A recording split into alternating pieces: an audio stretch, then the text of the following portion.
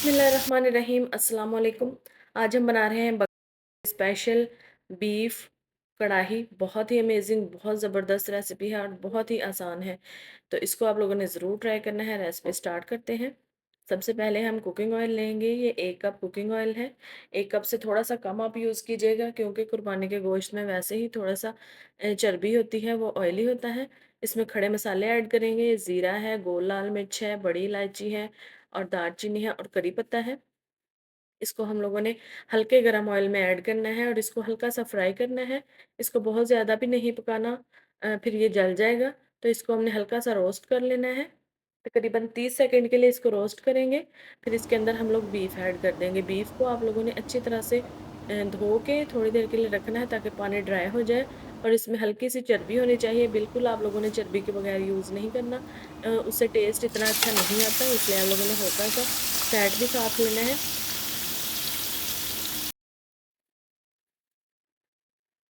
ये बीफ को डालने के बाद इसको हम लोगों ने हिला देना है और इसकी थोड़ी-सी भुनाई करेंगे। यहाँ पे हम लोगों ने इसको अच्छी तरह से भूनना है, तकरीबन 5 से 7 मिनट के लिए बीफ को भूनेंगे हम लोग। और इसमें से एक दफ़ा आपको स्मेल आएगी, तो स्मेल की आप लोगों ने टेंशन नहीं लेनी, वो तकरीबन 2 से 3 मिनट के बाद ख़त्म हो जाएगी।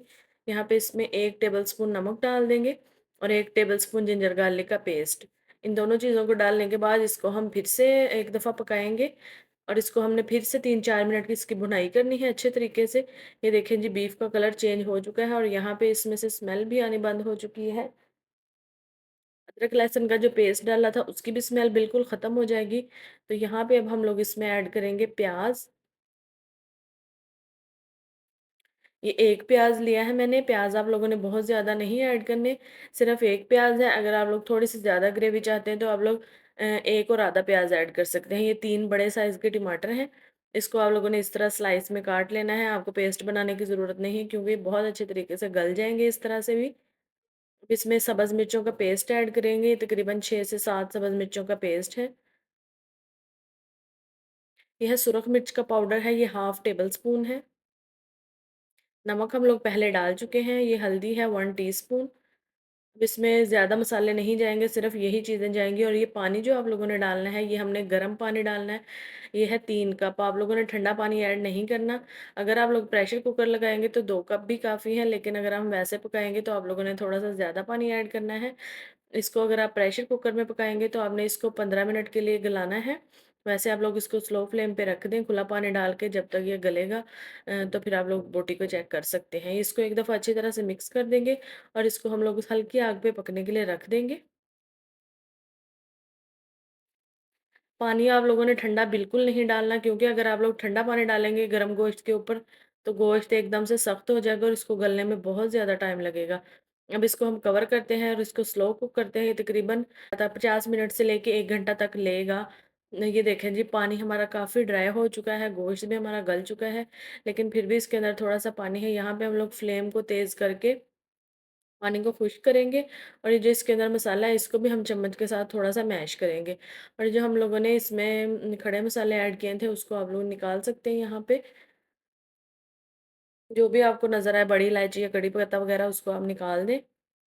ये देखिए, इस तरह से हम मसाले को थोड़ा-सा मैश करेंगे और यहाँ पे हमने फ्लेम तेज़ करनी है।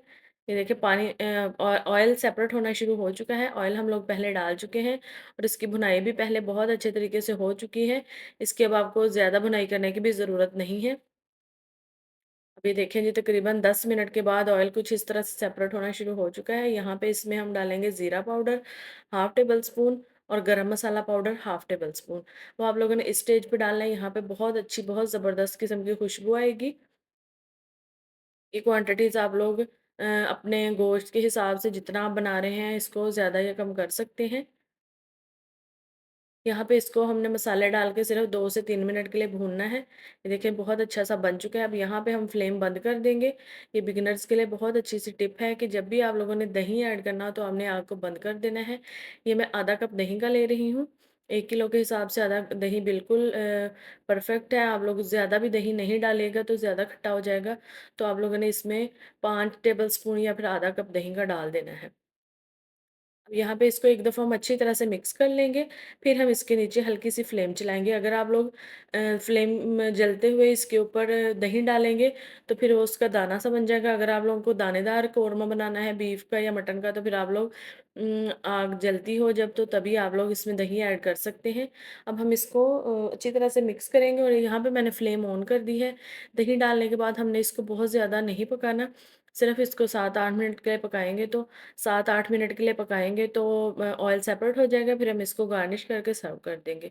दही डालने के बाद इसको आप लोग ओवर कुक नहीं करिएगा, सिर्फ़ 8 मिनट के लिए पकाइएगा। ये देखें, इसको हमने गार्निश कर दिया है। ये सब्ज़ मिर्चों के अंदर से मैंने बीज निकाल दिए हैं। अदरक को हम लोग पतला-पतला सा काट लेंगे, वो इसके ऊपर ऐड कर देंगे। आप लोग इसको चाहें तो आप कढ़ाई में भी सर्व कर सकते हैं, इतनी ज़बरदस्त है। और आप लोगों ने इसमें एक चीज़ का ध्यान रखना है कि आपने बोटी ज़्यादा बड़ी नहीं लेनी। बोटी आप लोगों ने छोटे साइज़ की लेनी है, बीफ में बनाई या मटन में बनाएँ, तो आप लोगों ने इस बात का ज़रूर ध्यान रखना है। तो चलें जी, रेसिपी आपको पसंद आई है तो वीडियो को आपने लाइक शेयर कर देना है और ईद पे इस रेसिपी को ज़रूर ट्राई करना है। अब मैं आऊँगी किसी अच्छी सी नई वीडियो के साथ, तब तक के लिए दुआ में याद रखिएगा। अल्लाह हाफ़िज़।